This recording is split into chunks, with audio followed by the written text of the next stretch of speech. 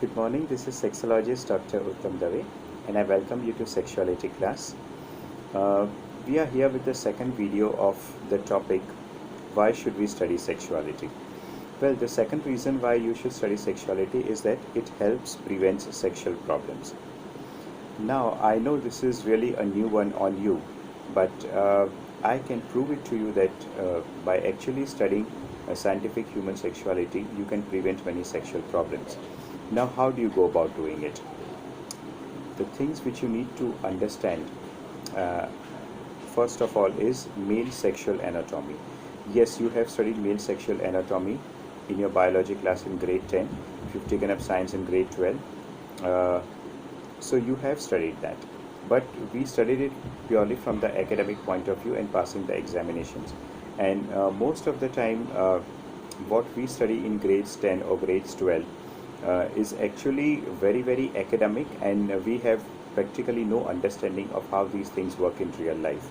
So now it's the time to again maybe pick up a book on human sexuality, or maybe check the net and see what your male sexual anatomy looks like. Make sure that you understand the functions, the shapes and sizes of the different organs which make up your male sexual anatomy. At the same time, you also need to read about male sexual physiology, that is how your sexual organs work. If you are a woman, you need to study female sexual anatomy and female sexual physiology as well. So once you read these things, then you will also come to understand that most of the problems which we talk about, when people talk about a sexual problem, most of them have to do with anatomical problems or physiological problems. So if you have a background of anatomy and physiology, you will have some understanding of why this problem has occurred in the first place. Now, what are some of the other problems that can be avoided if you are sexually literate or sexually intelligent? Masturbation myths. I am a sexologist and I have met men and women in their 30s, 40s, 50s and 60s who have masturbated all their lives and yet still feel very guilty about the same act. So if they had been sexually literate, uh, they could have masturbated without any guilt. Guilt was not required at all, but they lived with that guilt for many years.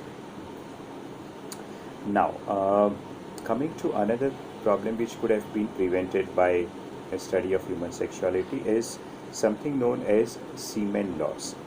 Now, many of these men who hail from villages, or who do not have a proper understanding of human sexuality, they see posters stuck here and there where they mention loss of semen, and they think that loss of semen is a very big problem, especially as nocturnal emission.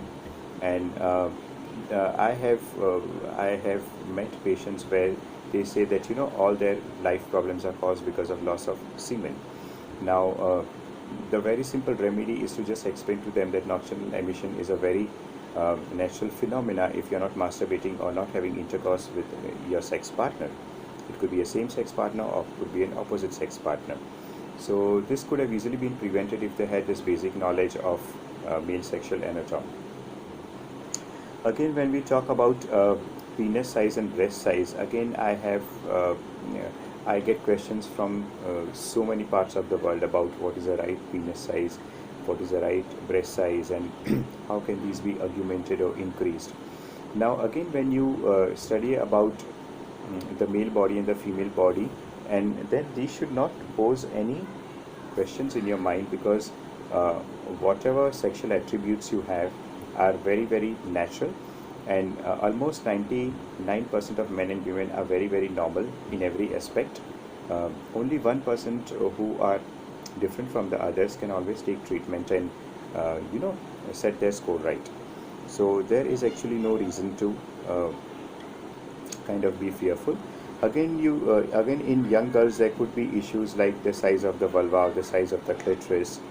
Again, in young men, things like what causes an erection, things like that, or even even when they grow up and begin their sex life, things like ejaculation problems, early ejaculation, retarded ejaculation, or even desire problems in men and women.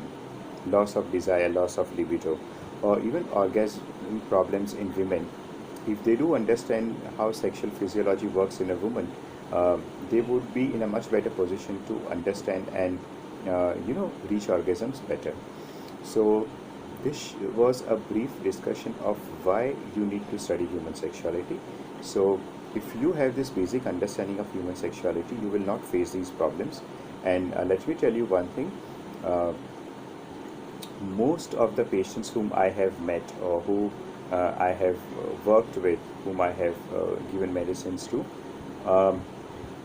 I have not yet met a single man or woman who said that he or she is sexually illiterate.